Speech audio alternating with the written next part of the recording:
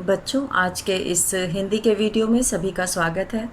आज हम लोग कक्षा 8 की हिंदी की पुस्तक वसंत भाग 3 का पाठ 4 दीवानों की हस्ती पढ़ने जा रहे हैं। दीवानों की हस्ती ये भगवती चरण वर्मा द्वारा लिखा गया है और इसमें इस कविता में दीवानों की हस्ती जो है ये इस कविता के माध्यम से कवि ने ये बताने का प्रयास किया है कि कुर्बानी देने वाले स्वतंत्रता सेनानियों एवं वीरों की मनोदशा का वर्णन किया गया है। और प्रस्तुत कविता स्वाधीनता के पहले की है और इस कविता के माध्यम से इन्होंने देश के उन स्वतंत्रता सेनानियों के मन की दशा का वर्णन किया है। और इसमें जो है इनका कवि भगवती चरण वर्मा, इनका जन्म 3 अगस्त 1903 में तथा मृत्यु 5 अक्टूबर 1981 में हुई थी। साहित्य जगत के प्रसिद्ध लेखक तथा ये कवि रहे हैं और आज हम लोग उनकी कविता ये पुनरावृत्ति करेंगे। दीवानों की हस्ती। प्रस्तुत कविता में वीरों की मनोदशा का वर्णन है जो मातृभूमि को स्वतंत्र कराने के लिए अपनी जान हथेली पर लिए फिरते थे। ऐसे दीवाने वीर कभी कभी बंधन को स्वीकार नहीं करते थे। ये दीवाने वे वीर हैं जो देश को आज़ाद कराने के लिए अपना सब कुछ समर्पित कर देने की भावना रखते हैं। उनका कहना है कि हम तो आज़ादी के दीवाने हैं। वे स्वयं भी सरकार के अत्याचारों से छिपते रहते थे, लेकिन जिस ओर वे अपना कदम बढ़ाते हैं उसी ओर उनके जोश की धूल उड़ती है। कभी कभी उसके कारण उस आँखों में आंसू आ जाते हैं। उन्हें तुरंत वापस जाता देख उनके प्रियजन ने उनसे पूछना चाहा कि तुम अभी अभी तो आए हो और अभी किधर जा रहे हो। तो बेफिक्री में जीने वाले ऐसे लोग जो है अपने आने के बारे में कहते थे कि मत पूछो, और उनका काम एक जगह स्थिर रहना नहीं है। वे लोगों की मुसीबत समाप्त करने तथा उन्हें खुशियां देने की कोशिश करते हैं। उनका मानना है कि वे सुख दुख समान भाव से ग्रहण करते हैं। उनका मानना है कि वे दुखी एवं अभावग्रस्त लोगों के बीच अपना प्यार लुटाकर चले जाते हैं। उन्हें अपनी असफलता के लिए भी दुख है, क्योंकि देश को आज़ाद कराने में अभी वे असफल रहे हैं। अंत में ये दीवाने अपने व पराये की भावना को त्याग कर देशवासियों के लिए शुभकामनाएं देते हुए कहते हैं कि हमने तो स्वयं बंधन स्वीकार किया और देश में रहने वाले लोगों से रिश्ते नाते तोड़कर अर्थात बंधन तोड़कर जा रहे हैं। उनके मन में आशा है कि जीवन काल में तो वे स्वाधीनता का मुँह नहीं देख पाए, किंतु संभव है कि उनके बलिदान के बाद देशवासी आज़ादी के मूल्य को समझेंगे और देश को स्वतंत्र कराने के लिए वे आगे प्रयास करेंगे। तो यहाँ पर जो है कवि जो है बहुत ही सुंदर ढंग से ऐसे आज़ादी के दीवानों के बारे में इसमें वर्णन किया है। हम दीवानों की क्या हस्ती है, आज यहाँ कल वहाँ चले, मस्ती का आलम साथ चला, हम धूल उड़ाते जहाँ चले। आए बनकर उल्लास अभी, आंसू बनकर बह चले अभी, सब कहते ही रह गए अरे, तुम कैसे आए कहाँ चले। तो यहाँ पर जो है दीवाने यानी कि स्वतंत्रता सेनानियों को कहा गया है, और मस्ती यानी खुशी, आलम मतलब संसार, आलम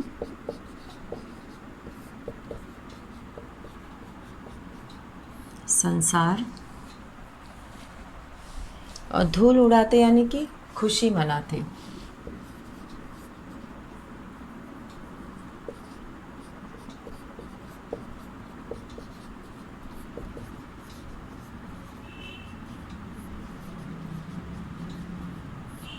धूल उड़ाते, खुशी मनाते और उल्लास का अर्थ होता है प्रसन्नता।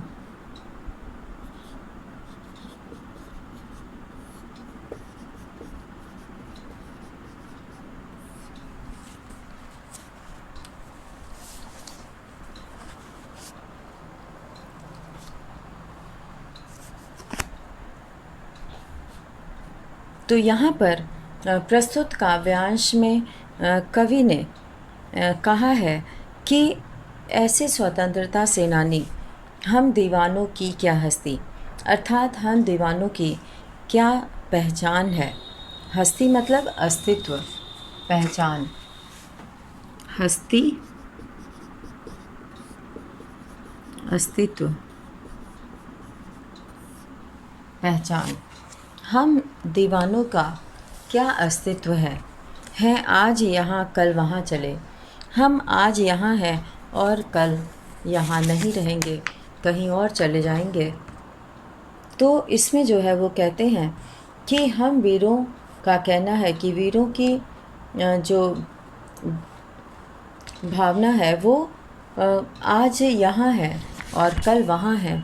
तो इस तरह से वे कहते हैं कि मस्ती का आलम, खुशी का आलम जो है इस संसार में, माहौल जो है वो उनके साथ चलता है, खुशी का माहौल उनके साथ रहता है। और हम धूल उड़ाते जहाँ चले और खुशी मनाते अपने ढंग से जीते। हम जहाँ भी चले हम अपने ढंग से जीते हैं और खुशियाँ मनाते हुए हम अपने लक्ष्य की प्राप्ति के लिए लगे रहते हैं। आए बनकर उल्लास अभी, आंसू बनकर बह चले अभी। अभी अभी तो खुशियाँ बनकर आए थे और अभी अभी आंसू बनकर उनका जाना जो है लोगों को बहुत ही दुखी कर देता है। और इसीलिए लिखा है कि उनकी आँखों से आंसू बनकर जो है वो बह चलते हैं और सब कहते ही रह गए, अरे तुम कैसे आए कहाँ चले। और सब कहते ही रह गए कि अरे तुम कब आए और अभी जा भी रहे हो, यानी कि तुम रुकते क्यों नहीं। लेकिन ये दीवाने आज़ादी के दीवाने हैं और ये जो है एक जगह ठहरना नहीं जानते। वे उसके लिए निरंतर काम करना चाहते हैं ताकि वे लोगों की खुशियाँ को वापस कर सकें और अपना देश स्वतंत्र हो और वे आज़ाद देश में सांस ले सकें। तो इसमें जो है बहुत ही बेफिक्र रहने वाले, मस्ती का जीवन जीने वाले स्वतंत्रता आंदोलन के सेनानियों के कार्य व्यवहार एवं उनकी मनोदशा का वर्णन किया गया है। तो यहाँ पर वो कहते हैं कि अब ये आज़ादी के दीवाने मन की बातें हम लोगों से, दुनिया वालों से दो बात कह लेते हैं। लिखा है कि बनकर आए उल्लास अभी, आंसू बनकर बह चले अभी। सब कहते ही रह गए, अरे तुम कहाँ, तुम कैसे आए कहाँ चले। तो यहाँ पर जो है वो कहते हैं कि ये जो है खुशियों का वातावरण बिखेरने वाले आज़ादी के दीवाने जब विदाई लेते हैं तो अन्य देशभक्तों की आंखों में आंसू आ जाते हैं। जब ये दीवाने दुनिया छोड़कर शहीद हो जाते हैं और इनको देखकर दूसरे देशभक्तों की आंखों से आंसू बहने लगते हैं और लोग पूछते हैं कि तुम अभी आए और अभी चल दिए, यानी कि अभी तो शुरुआत हुई है। तो इस तरह से लोगों की खुशियाँ लंबे समय तक क्यों नहीं बनी रह पाती हैं, क्योंकि ये जो है एक स्थान पर नहीं टिकते हैं और एक स्थान से दूसरी जगह जल्दी जल्दी स्थान परिवर्तन करते हैं और इसलिए वे एक जगह नहीं रुक पाते। और अगर एक जगह रुक जाएंगे तो अंग्रेज़ी सरकार उन्हें जो है बंदी बनाए जाने का डर रहता है कि ये अंग्रेज़ सरकार उन लोग को बंदी न बना ले। तो इसीलिए वो एक जगह से दूसरी जगह भटकते रहते हैं, क्योंकि अंग्रेज़ी सरकार भी जो है कभी भी पकड़कर एक से दूसरे जेल में भेजती रहती थी। और अगली पंक्तियां हैं यहाँ पर, किस ओर चले यह मत पूछो, चलना है बस इसलिए चले, जग से उसका कुछ लिए चले, जग को अपना कुछ दिए चले। दो बात कही दो बात सुनी, कुछ हंसे और फिर कुछ रोए, छक्कर सुख दुख के घूंटों को हम एक भाव से पिए चले। तो यहाँ पर जो है वो कहते हैं कि उनके आने को उल्लास और उनके जाने को खुशियाँ, उनके आने को उल्लास और उनके जाने को दुख जो है वो कहा गया है। तो किस ओर चले यह मत पूछो। वो कहते हैं कि हम कहाँ चल रहे हैं, कहाँ जा रहे हैं, ये मत पूछो। चलना है बस इसलिए चले, और हमें अपनी मंजिल की तलाश में चलते जाना है, और इसीलिए हम चले हैं। और जग को अपना कुछ दिए चले, जग से उसका कुछ लिए चले। ये दीवाने देश के लोगों को देश के लोगों से मिलकर उनके दुख लेकर और खुशियाँ देकर जाते हैं। वे लोगों के बीच खुशियाँ बांटते हुए आगे बढ़ जाते हैं। तो ये दीवाने लोगों से अपनापन जताते हुए उनसे प्यार भरी बातें करते हैं और उनके सुख दुख की बातें सुनते हैं और हंसते भी हैं तथा रोते भी हैं। यानी जीवन में सुख आए चाहे दुख आए, दोनों के घूंट ये खूब जी भरकर एक ही भाव से पी लेते हैं। और कहते हैं कि इसी में हमारी मस्ती है। ये आशा निराशा दोनों परिस्थिति में एक सा रहता है, और कोई मनमौजी स्वभाव वाला व्यक्ति ही ऐसा कर सकता है। ये सुख दुख को समान रूप से स्वीकार करते हैं। तो यहाँ पर जो है ये सुख दुख इनके लिए एक समान है। अब आगे कवि कहते हैं कि हम भिखमंगों की दुनिया में स्वच्छंद लुटाकर प्यार चले, हम एक निशानी सी उर पर ले असफलता का भार चले। अब अपना और पराया क्या, आबाद रहे रुकने वाले, हम स्वयं बंधे थे और स्वयं हम अपने बंधन तोड़ चले। तो यहाँ पर ये कहते हैं कि यहाँ दीवानों के मस्ती और स्वभाव का वर्णन किया गया है, और वो कहते हैं कि हम भिखमंगों की दुनिया में, यानी कि वो कहते हैं कि यहाँ पर तो सभी लेना जानते हैं, देना नहीं जानते, और इसीलिए इसे भिखमंगों की दुनिया कहा गया है। वे कहते हैं कि अब अपना और पराया क्या, आबाद रहे रुकने वाले। तो वो कहते हैं कि ये दीवाने देश की आज़ादी के लिए अपना लक्ष्य बनाए मनमौजी जहाँ भी गए वहाँ दिनहीन तथा अभावग्रस्त जीवन जीने वाले लोगों के बीच अपनी खुशियाँ उन्मुक्त रूप से लुटाया। पर इतनी कुर्बानी देने के बावजूद भी वे अपने लक्ष्य से दूर अर्थात आज़ादी से दूर हैं। वे इस असफलता का भार सीने में दफन किए हैं। और आगे कवि दीवानों की मनोदशा का वर्णन करते हुए कहता है कि मातृभूमि को स्वतंत्र कराने वाले दीवानों के लिए कोई न अपना है न कोई पराया है, और वे सभी को बराबर भाव से देखते हैं। ये दीवाने विभिन्न जाति धर्म संप्रदाय के लोगों को एक समान मानते हैं। वे चाहते हैं कि लोग हंसी खुशी भरा जीवन व्यतीत करें। वे दीवाने आज़ादी के लिए कुर्बान होने के लिए तैयार हैं। तो यहाँ पे स्वच्छंद का मतलब होता है स्वतंत्र। और इससे पहले एक शब्द आया है जी भर के, छक कर। छक कर का अर्थ है जी भर कर, और भाव कहते हैं एक रस एक रूप।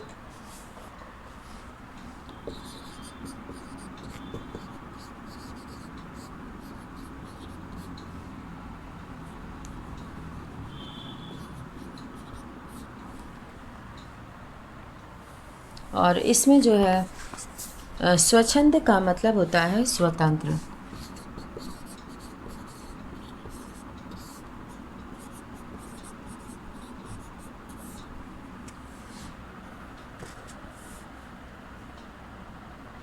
पराया मतलब दूसरा,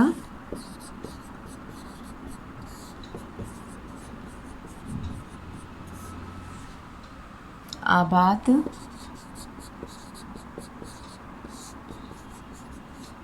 सुखी। जो आबाद रहे यानी कि सुखी रहे, उसको कोई कमी ना हो। तो यहाँ पे जो है ये कहा गया है कि आबाद रहें रुकने वाले, यानी कि इस दुनिया में जो रह रहे हैं वे आबाद रहें, यानी कि उन्हें किसी तरह का कष्ट ना हो और वो किसी तरह से जो है अपना जीवन खुशी खुशी जी लें। तो यहाँ पर जो है वो कहते हैं कि हम तो स्वयं इस बंधन से बंधे थे, यानी कि वे कहते हैं कि हमने तो ये इस तरह का जीवन अपना लक्ष्य खुद निर्धारित किया है, और ये दीवाने जो है अपनी आज़ादी को अपना लक्ष्य बनाकर मनमौजी हैं, जहाँ भी जाते हैं वहाँ दुखी और निराश लोगों के बीच में खुशियाँ बांटते हैं। और वे कहते हैं कि इसमें जो है हमने अपने मन से ये रास्ता चुना है और वे इस रास्ते पर खुशी खुशी चलते हैं।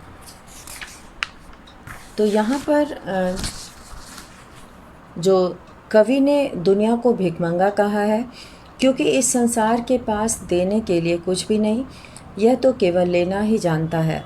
यह राष्ट्रगान गाकर वीरों के हौसले नहीं बढ़ा सकता, लेकिन ये राष्ट्र के दीवाने सभी पर खुशियाँ लुटाते हुए आगे बढ़ते हैं। वे सभी से प्रेम करते हैं, उनके लिए पराये सभी समान हैं। और ये जहाँ भी वो ये भी कामना करते हैं कि जो जहाँ भी है वहाँ खुश रहे और हंसी खुशी भरा अपना जीवन जिए। और दीवाने अपने बंधन तोड़कर अन्यत्र लोगों की खुशियाँ बांटते हुए स्वतंत्रता के लिए कुर्बान होने की दशा में आगे बढ़ना चाहते हैं।